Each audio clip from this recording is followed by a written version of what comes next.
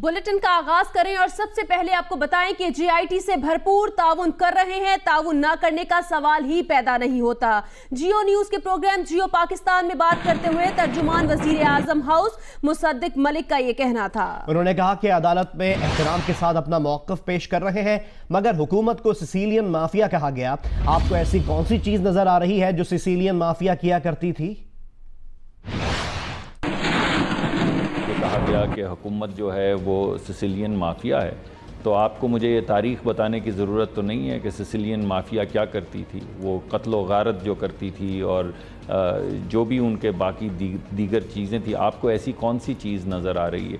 जिन साहब ने, वो हाशमी साहब, जिन्होंने ये बहुत नामुनासिब और बिल्कुल अनएक्सेप्टेबल जो उन्होंने गुफ्तगू फरमाई, उसके फ़ौरन बाद विदिन अ फ्यू आवर्स उनको दोनों यानी सेनेट की सीट से भी उनका इस्तीफ़ा ले लिया गया और पार्टी की रुकनियत भी उनकी मुअत्तल कर दी गई। हमने भी 90 की दिहाई के अंदर कुछ गलतियां की और वज़ीर आज़म ने कई मरतबा इसका बरमला इजहार किया कि हम 90 की दिहाई को तारीख़ की गर्द चाटने के लिए पीछे छोड़ आए हैं और आगे बढ़ना चाहते हैं और एक मस्बत अंदाज के अंदर तमाम सियासी जमातों को, तमाम इदारों को साथ लेकर चलना चाहते हैं। पीपल्स पार्टी के रहनुमा मौला बख्श चांडियों ने कहा है कि निहाल हाशमी ने जो जुबान इस्तेमाल की वो नून लीग की जहनियत और लाइन थी। हैदराबाद में मीडिया से बात करते हुए मौला बख्श चांडियों ने कहा कि इमरान खान और वजीर आजम के केसेस मुख्तलिफ नौयत के हैं। उन्होंने कहा कि बनी गाला अराजी के हवाले से इमरान खान के बयान में तजाद है। ये मियां साहब की पार्टी भी बड़ी जालिम पार्टी है। पहले मासूम इंसान, हमेशा अपने गुनाहों के लिए मासूम इंसानों की, या बकरा तो मैं नहीं कह सकता, बदकिस्मती से हाशमी साहब अपने कपड़ों में नहीं नापते थे। जो मालिक चाहते थे उनसे भी कहीं ज्यादा बोलते थे। मैं इस बात से बिल्कुल मुत्तफिक नहीं हूं कि हाशमी साहब ने बात की है। नहीं, ये हाशमी साहब नहीं है, ये नून लीग की जबान है, ये नून लीग की जहनियत है, ये नून लीग की उनको लाइन थी। वजीर आजम मियां मोहम्मद नवाज शरीफ के बड़े साहबजादे हुसैन नवाज आज चौथी बार पैनमा केस की जीआईटी में पेश होंगे। कल छोटे बेटे हसन नवाज पहली बार जीआईटी के सामने पेश हुए और 7 घंटे तक जुडिशल एकेडमी में मौजूद रहे। वजीर आजम के बड़े साहबजादे हुसैन नवाज 6 रोज में चौथी बार आज मुश्तरका तहकीकाती टीम के सामने पेश होंगे। इससे पहले हुसैन नवाज 1 जून को जीआईटी के सामने पेश हुए तो उनसे 6 घंटे तक लंदन फ्लैट से मुतालिक सवालात किए गए। उनके छोटे भाई हसन नवाज से भी गुज़श्ता रोज जीआईटी ने सवालात किए। हसन नवाज पहली बार 7 घंटे जुडिशल एकेडमी में मौजूद रहे। इस दौरान नमाज का वक्फा भी आया। पेशी के बाद हसन नवाज ने सहाफियों से बात करने की बजाय हाथ हिलाने पर इक्तफा किया। मुमताज कानूनदान और पीपल्स पार्टी के रहनुमा एतजाज अहसन ने कहा है कि अगर सुप्रीम कोर्ट के रजिस्ट्रार ने बिलाल रसूल को खुद नामजद करने के लिए कहा तो वजीर आजम का अंदेशा कि उन्हें इंसाफ नहीं मिलेगा में वजन हो सकता है। एक इंटरव्यू में एतजाज अहसन का कहना था कि अगर रजिस्ट्रार सुप्रीम कोर्ट मान रहे हैं कि उन्होंने खुद कहा कि बिलाल रसूल का नाम लिस्ट में शामिल किया जाए या उन्होंने खुद बिलाल रसूल को नामजद किया तो वजीर आजम के अंदेशे में कुछ वजन हो सकता है और वजीर आजम का अंदेशा यह है इंसाफ नहीं मिलेगा। एतजाज अहसन का कहना था कि वो ये मानने के लिए तैयार नहीं कि रजिस्ट्रार ने खुद किसी को नामजद किया हो। अभी आपको खबर दें कि आरिफ वाला के नवाही गांव में बाप ने 3 बेटियों को कत्ल कर दिया है। डीएसपी राना फवाद अहमद के मुताबिक वाकया घरेलू झगड़े के बायस पेश आया। पुलिस के मुताबिक मुलजिम ने तेज धार आले से बीवी को भी जख्मी कर दिया है। मुलजिम अहमद यार, जिसका नाम बताया गया, इसको गिरफ्तार कर लिया गया। यह वाकया पेश आया है आरिफ वाला के नवाही गांव में, जहां बाप ने 3 बेटियों को कत्ल कर दिया है। डीएसपी के मुताबिक वाकया घरेलू झगड़े के बायस पेश आया। पुलिस का यह भी बताना है कि मुलजिम ने तेज धार आले से बीवी को जख्मी कर दिया।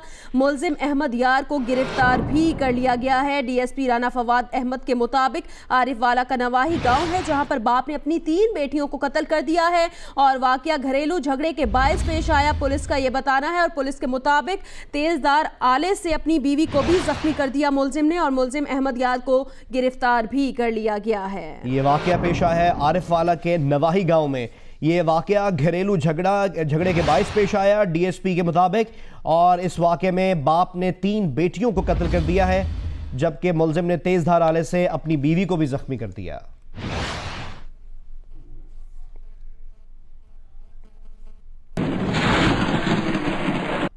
और अब कुछ वेदर अपडेट्स के मुल्क के मैदानी इलाकों में अगले 2 से 3 रोज के दौरान शदीद गर्मी पड़ेगी। महकमे मौसमियात ने खबरदार कर दिया है।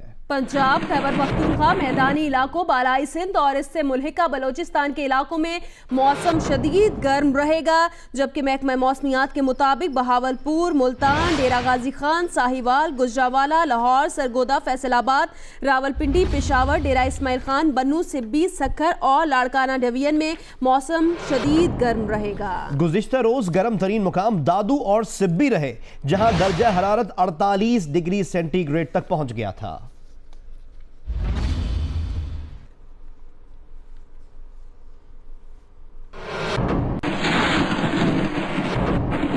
तर्जुमान ईदी फाउंडेशन का कहना है कि कराची में हीट वेव से सैकड़ों अफराद की हलाकत की खबर गलत है। गुज़श्ता 12 दिनों में ईदी के तीनों मुर्दा खानों में 600 से ज्यादा लाशें लाई गईं। अनवर काज़मी का ये बताना है। तर्जुमान ईदी फाउंडेशन का कहना था कि मैयतें अस्पतालों से लाई गई हैं और उनके डेथ सर्टिफिकेट्स मौजूद हैं। शहर में गर्मी ज्यादा है लेकिन अमवात हीट स्ट्रोक से नहीं हुई हैं। तर्जुमान ईदी फाउंडेशन के मुताबिक किसी डेथ सर्टिफिकेट में वजह मौत हीट स्ट्रोक नहीं लिखी।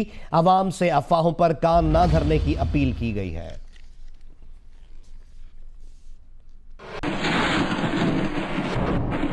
कराची के मुख्तलिफ इलाकों में पहले रोज से सहर व इफ्तार के औकात में बिजली की आंख मिचोली जारी है। दूसरी जानिब तर्जुमान के इलेक्ट्रिक के मुताबिक सहर और इफ्तार के दौरान लोड शेडिंग नहीं की जा रही, तहम इलाकाई फॉल्ट दूर करने के लिए अमला 24 घंटे मौजूद है। पहली सहरी से शहर के मुख्तलिफ इलाकों में अब भी बिजली की आंख मिचोली का सिलसिला वक्फे से जारी है। मुतासिरा इलाकों में north Karachi, new Karachi, buffer zone, Liaquatabad, Gharibabad, Gulbahar garden, lines area, Gulistan Jauhar, Gulshan Iqbal, Malir cantt, Gulshan Umair, university road, मौसमियात और अब्बास टाउन शामिल हैं। लोड शेडिंग पर तर्जुमान के इलेक्ट्रिक का कहना है कि सहर और इफ्तार के औकात में लोड शेडिंग नहीं की जा रही। इलाकाई फॉल्ट्स को लोड शेडिंग का तासुर देना गलत है। इलाकाई फॉल्ट्स को दूर करने के लिए अमला 24 घंटे मौजूद है। और अब कुछ बात करते हैं नेशनल हाईवे की तामीर की, जो सुस्त रवि का शिकार है, जिसके बायस इस पर सफ़र करने वाले मिनटों का सफ़र घंटों में करने पर मजबूर हैं। मजीद बता रहे हैं जियो न्यूज़ के नुमाइंदे कमर अली। जी बिल्कुल, नेशनल हाईवे कई हफ्तों से काला पुल से जो है गगर फाटक तक ज़ेर तामीर है। इसकी तामीर का काम जो है वो काफ़ी सुस्त रवि का शिकार है, जिसके बाद लोगों को मुश्किलात का सामना करना पड़ रहा है। इस जो है नेशनल हाईवे पर सफ़र करने वाले जो अफराद हैं जो है उन्हें ना सिर्फ नेशनल हाईवे पर ड्राइविंग करने में मुश्किलात पेश आती हैं, बल्कि इस ज़ेर तामीर नेशनल हाईवे के बायस वो कई जो है गले और दीगर जो बीमारियां हैं उसमें मुब्तला हो रहे हैं, क्योंकि यहाँ पर हर तरफ मिट्टी ही मिट्टी है। ख़ासतौर पर ड्राइविंग के दौरान उन्हें धूल मिट्टी के बायस जो है आगे वाली गाड़ी बाज़ों का नज़र नहीं आती। तो शहरियों का कहना है कि इंतज़ामिया जल्द से जल्द जो है इस पर तवज्जो दे नेशनल हाईवे पर, और जो अहम शाहरा है उसकी तामीर जल्द से जल्द मुकम्मल की जाए। जी। लोअर धीर में रमजानुल मुबारक के दौरान गर्मी के तोड़ के लिए रोज़ादारों ने दरियाए पंचकोड़ा का रुख कर लिया। दरियाए पंचकोड़ा के ठंडे पानी से मज़ा लेने के लिए शहरी कश्ती की सवारी से खूब लुत्फ अंदोज हो रहे हैं। इन खूबसूरत मकामात की सैर कराएंगे एहसानुल्लाह शाकिर।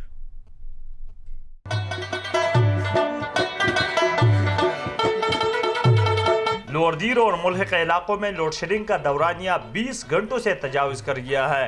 शदीद गर्मी और बिजली की तवील ब्रेकडाउन के बाइस रोजादारों को मुश्किलात का सामना है, जिसका तोड़ शहरियों ने दरियाई पंचकोड़ा का रुख करके निकाल लिया है। शहर में चूंकि मौसम बहुत गर्म है और यहाँ गर्मी का अंदाजा भी नहीं होता, और इस कश्ती ने तो माहौल बना दिया है। दरियाई पंचकोड़ा के तेज लहरों का मुकाबला करने के लिए मुकामी शख्स ने कश्ती बनाकर दरिया में छोड़ दी है, जहां मुकामी शहरी और दूर दराज से आने वाली कश्ती की सवारी के खूब मजे उड़ाते हैं। इधर जो लोग आते हैं फैमिली के साथ, बच्चों के साथ, देखो कितने खुशी से जो है ना इधर आए, क्योंकि इधर गर्मी भी बहुत ज्यादा है ना, इसलिए हमने जो है ना ये किश्ती का बंदोबस्त किया है इन लोगों के लिए, ताकि फैमिली के साथ आके इधर एंजॉयमेंट करें। इन खूबसूरत नज़ारों से लुत्फ़अंदोज़ होने के लिए आने वाले दरिया के किनारे नमाज भी पढ़ते हैं। अक्सर रोज़ादार इफ्तारी का इंतज़ाम भी यहाँ करते हैं। कैमरामैन मोहम्मद फयाज के साथ एहसानुल्लाह शाकिर, जियो न्यूज़, तेमरगरा, लोअर धीर। पाकिस्तान क्रिकेट बोर्ड के चेयरमैन ने कौमी टीम से बर्मिंघम में मुलाकात की है। खिलाड़ियों का हौसला बढ़ाया और टीम को यकजा होकर भारतीय टीम से मुकाबले की तलकीन की। बर्मिंघम में शहरयार खान ने कौमी टीम से मुलाकात की। इस मौके पर उनका यह कहना था कि कौमी टीम नौजवान और बासलाहियत खिलाड़ियों पर मुश्तमिल है। खिलाड़ियों ने अपनी सलाहियतों के मुताबिक खेल पेश किया तो कामयाबी मिलेगी। उन्होंने कहा कि भारत के खिलाफ मैच में टीम उम्दा खेल पेश करेगी।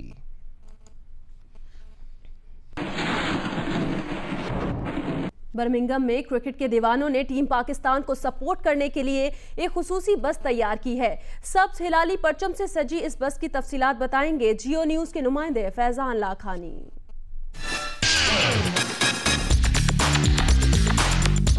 पाकिस्तान और भारत के दरमियान बड़ा मैच इतवार को होगा।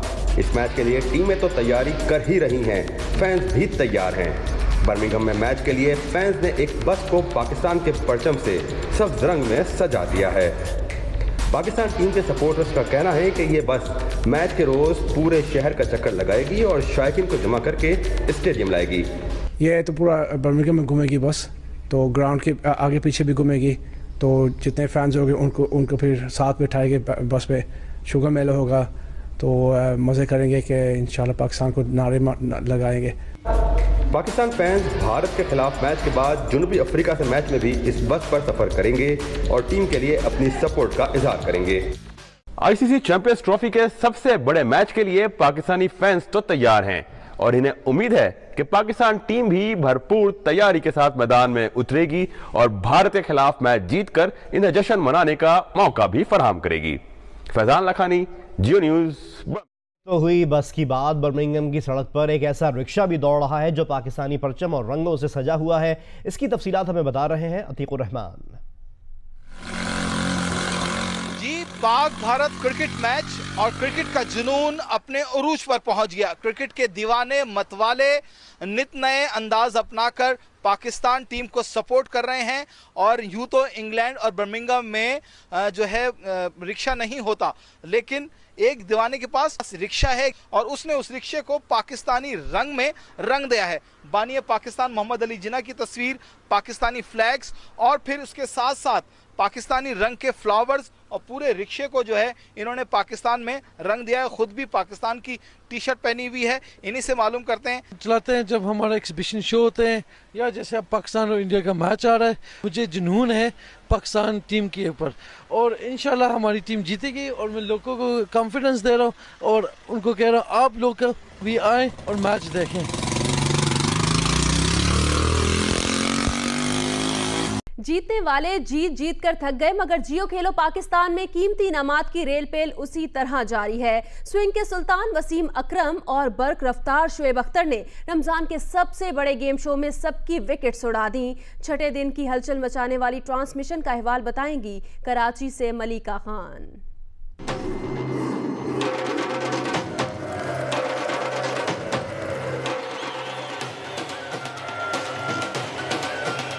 क्रिकेट की दुनिया के बेताज बादशाह गेम्स की दुनिया में एक बार फिर हलचल मचा रहे हैं। जियो टीवी की पेशकश गेम शो जियो खेलो पाकिस्तान में करोड़ों के इनामात बांटते हैं। अपने दिलचस्प अंदाज़े मेजबानी से सबका दिल बहलाते हैं और इनके आगे सारे गेम शो फीके पड़ जाते हैं।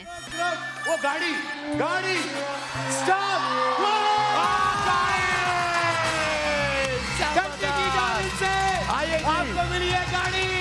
खेल खेल में गाड़ी जीतने वालों और मोटरसाइकिल जीतने वाले सरप्राइज विन पर बेहद खुश नजर आए।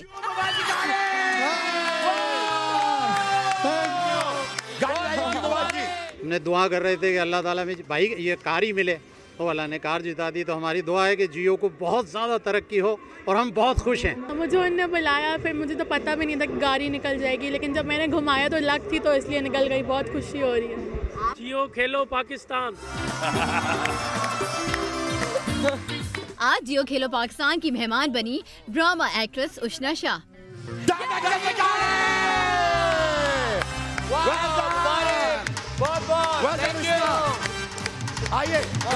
बड़े तो जियो खेलो पाकिस्तान के दीवाने हैं ही, बच्चों का भी ये फेवरेट गेम शो है।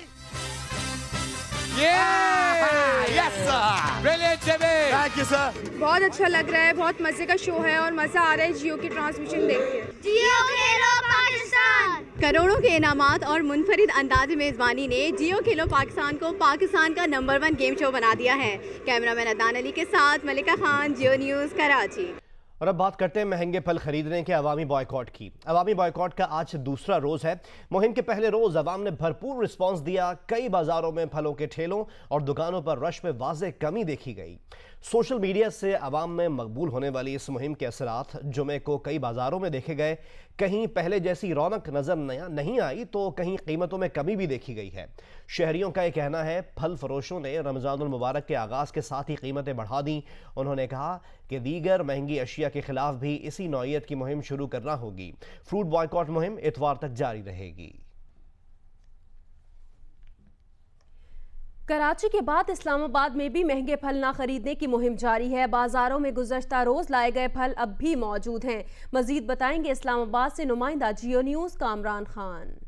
जी, कराची और लाहौर के बाद अब इस्लामाबाद में भी लोगों ने जो है वो फ्रूट का बाइकाट कर दिया है कि वो रमज़ान मुबारक में 2, 3, 4 तारीख को जो है वो फ्रूट नहीं ख़रीदेंगे क्योंकि फ़्रूट बहुत महंगा हो रहा है। इस वक्त हम इस्लामाबाद के सस्ता बाज़ार में मौजूद हैं। यहाँ पर हमने देखा है कि जो कल फ्रूट लगाया गया था वो काफ़ी मिकदार में जो है वो बच गया था, जो अब भी जो है इन स्टॉलों पर जो है वो कपड़ों के अंदर बंद पड़ा हुआ मौजूद है। और कई जगहों पर हमने देखा है कि फ़्रूट जो है वो काफ़ी हद तक जो है वो ख़राब हो चुका है। लेकिन अब ये नहीं पता कि यहाँ की इंतज़ामिया जो है ये फ़्रूट यहाँ से हटवाती है या यही फ़्रूट इस बाज़ार में दोबारा सेल होगा।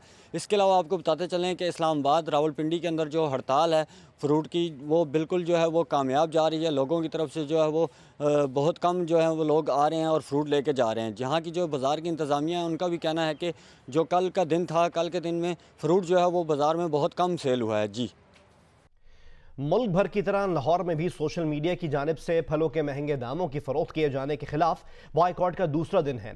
मजीद जानते हैं जियो न्यूज़ के नुमाइंदे ज़िशान बख्श से। ज़िशान, क्या महंगे फलों के खिलाफ जो बॉयकॉट की मुहिम है इससे कोई फ़र्क पड़ता नजर आ रहा है?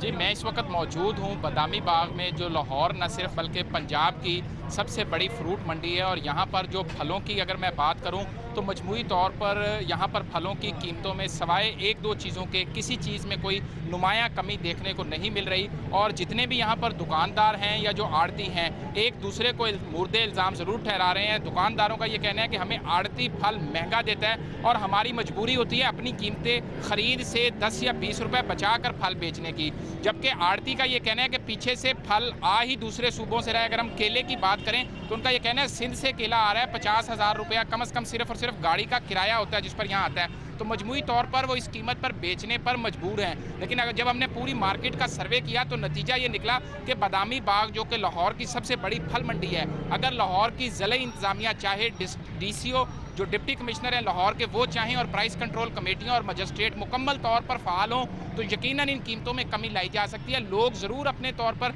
सोशल मीडिया के तहत जो मुहिम चल रही है उस पर किसी हद तक बाइकआउट कर रहे हैं, लेकिन मार्केट से फल उसी हिसाब से ख़रीदा जा रहा है। और लोगों का ये कहना है कि अगर इंतज़ामिया ने इसके अंदर फ़ाल किरदार अदा न किया तो ये 1, 2, 3 रोज़ तक की जो मुहिम है ये सोशल मीडिया तक ज़रूर रहेगी। चंद फलों की कीमतों में कमी ज़रूर आएगी, लेकिन मजमूई तौर पर पूरे रमज़ान में इसमें फ़र्क नहीं आने वाला, क्योंकि रमज़ान से पहले जो डिमांड थी वो कम थी, सप्लाई ज़्यादा थी। अब डिमांड ज़्यादा हो चुकी है और सप्लाई वही है, जिसकी वजह से कीमतों में इजाफा हो रहा है। और अगर केले की बात की जाए तो दुकानदारों का कहना है कि हम 100, 110 या 120 रुपये दर्जन यहाँ से लेके जाते हैं। जो इंतज़ामी अफसरान हैं वो ठंडे कमरों में बैठकर 90 या 95 रुपये रेट लिस्ट पर रेट निकाल देते हैं। अब अगर हम फल 90-95 से ऊपर बेचें तो दुकानदार को पकड़ लिया जाता है, उसको जेल भी भेज दिया जाता है, उसको जुर्माना भी कर दिया जाता है। लेकिन जो बड़े आड़ती यहाँ बैठे हैं जो रेट निकाल रहे हैं अपनी मनमानी से, उनको कोई पूछने वाला नहीं है। तो मजमूई तौर पर जो मुहिम है वो सोशल मीडिया की हद तक तो कामयाब है, लेकिन लाहौर की जो सबसे बड़ी मंडी है यहाँ पर फलों की खरीदो फरोख्त उसी तरह जारी है जिस तरह यकम रमजान को जारी थी। शुक्रिया ज़िशान, हमें अपडेट कर रहे थे लाहौर से। फेडरल जुडिशल एकेडमी के बाहर सिक्योरिटी के सख्त इंतजाम किए गए हैं। पुलिस की भारी नफरी तैनात है। खारदार तारें और रुकावटें लगाकर रास्ता भी बंद कर दिया गया है। वजीर आजम मियां मोहम्मद नवाज शरीफ के बड़े साहबजादे हुसैन नवाज आज चौथी बार पैनमा JIT में पेश होंगे। फेडरल जुडिशल एकेडमी के बाहर सिक्योरिटी के सख्त इंतजाम किए गए हैं। मजीद जानते हैं जियो न्यूज के नुमाइंदे कमर अली से। कमर, सिक्योरिटी की क्या सूरत हाल है? जी बिल्कुल, फेडरल जुडिशल एकेडमी के बाद बाहर सिक्योरिटी के सख्त इंतजाम किए गए हैं। कुछ देर कबल ही सिक्योरिटी की भारी नफरी आई है और यहाँ पे खारदार तारें लगाकर जो है जगहों को बंद किया गया है। किसी भी गैर मुतल्लिका शख्स की एंट्री ममनू है। यहाँ पे आज हुसैन नवाज जो वजीर आजम के बेटे हैं उन्होंने GIT में आना है और आज उनकी चौथी पेशी होगी। तकरीबन 9:30 से 10 बजे का वक्त बताया जा रहा है। इस वक्त में इम्कान है कि हुसैन नवाज जो है GIT के रूबरू पेश होंगे। अभी GIT मेंबरान भी कुछ ही देर में आ जाएंगे और बाकायदा तौर पे तहकीकात का आगाज हो जाएगा। इसके साथ साथ आपको बताते चलें कि SCCP ने इब्तदाई तौर पर GIT को मालूमात फराहम कर दी हैं और SCCP के 3 अरकान जो हैं उन्होंने कॉर्पोरेट सेक्टर और कानून के डिवीजन के हवाले से जो है मालूमात फराहम की हैं और जराए का ये कहना है कि SCCP के 4 अरकान को जो है मुंतखब किया गया है GIT की मुआवनत के लिए। जी, फेडरल जुडिशल एकेडमी के बाहर सिक्योरिटी के सख्त इंतजाम किए गए हैं और पुलिस की भारी नफरी तैनात है। बहुत शुक्रिया कंबर जैदी, आपसे मजीद भी अपडेट्स लेते रहेंगे।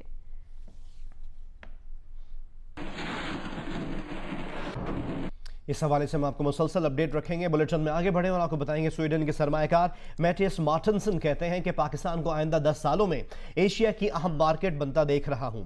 पाकिस्तानी दुनिया के ज़हीन तरीन लोगों में शामिल हैं। जियो न्यूज़ के प्रोग्राम जियो पाकिस्तान में खुसूसी गुफ्तगू करते हुए कि वो पाकिस्तान स्टॉक एक्सचेंज के साथ 2005 से काम कर रहे हैं और बहुत मुतासर हैं। उन्होंने कहा कि पाकिस्तान अगले 10 सालों में एशिया की अहम तरीन मार्केट बन सकता है अगर मुल्क में 9 साल से जारी जमहूरी अमल चलता रहे। उन्होंने कहा कि पाकिस्तान मालूमात तक रसाई और लिक्विडिटी के मामले में काफ़ी आगे है।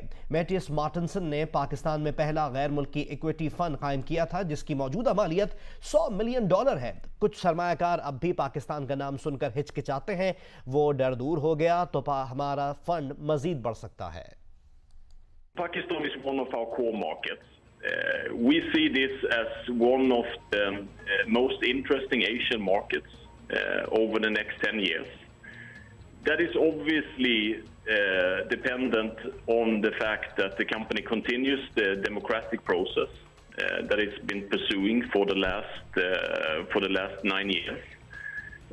But if you get that in order and you eliminate the electricity deficit that has plagued the country, we think this is a market that has the same potential as India.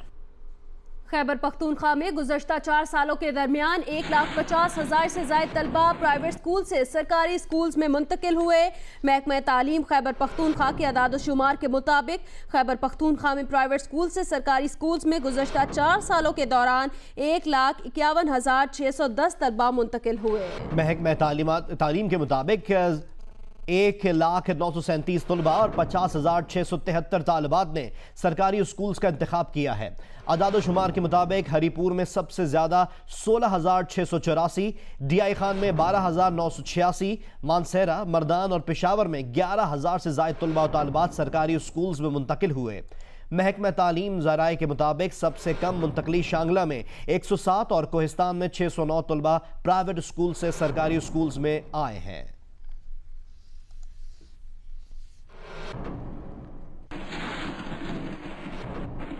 Jio news के senior reporter Ejaz Syed को हिरासा करने के वाक़े की FIR थाना Shahzad town में नामालूम अफराद के खिलाफ दर्ज कर ली गई।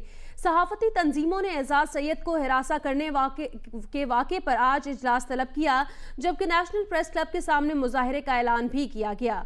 पुलिस के मुताबिक जियो न्यूज़ के सीनियर रिपोर्टर एजाज सैयद की दरख्वास्त पर मुकदमा ज़ेर दफात 511 और 365 दर्ज किया गया है। एजाज सैयद का कहना था कि नामालूम अफराद ने उन्हें हिरासा करने की कोशिश की। एक गाड़ी और मोटरसाइकिल पर सवार अफराद ने उनकी गाड़ी को रोका और ज़बरदस्ती गाड़ी से उतारने और उन्हें अगवा करने की कोशिश की। हम दरवाजे लॉक होने के बायस वो इसमें कामयाब ना हो सके। दूसरी जानिब PFUJ के सदर अफजल भट्ट ने वाक़े की शदीद मजम्मत करते हुए इसमें मुलव्विस अफराद की फौरी गिरफ्तारी का मुतालबा किया है, जबकि नेशनल प्रेस क्लब इस्लामाबाद के सदर शकील अंजुम ने भी वाक़े की शदीद मजम्मत करते हुए कहा कि ऐसे वाक़यात से सच को दबाया नहीं जा सकता।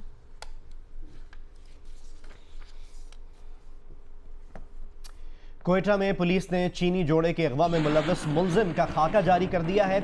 जिन्ना टाउन से अगवा किए गए चीनी जोड़े का ताहाल कोई सुराग नहीं मिल सका है। पुलिस के मुताबिक कोयटा की जिन्ना टाउन से 24 मई की दोपहर 1 बजे एक चीनी जोड़े को अगवा कर लिया गया था। चीनी जोड़े के अगवा के बाद पुलिस ने कोयटा और कला अब्दुल्ला में सर्च ऑपरेशन किया, मगर ताहाल पुलिस को कामयाबी हासिल ना हो सकी। अब पुलिस ने चीनी जोड़े के अगवा के एक मुलजिम का खाका जारी कर दिया है।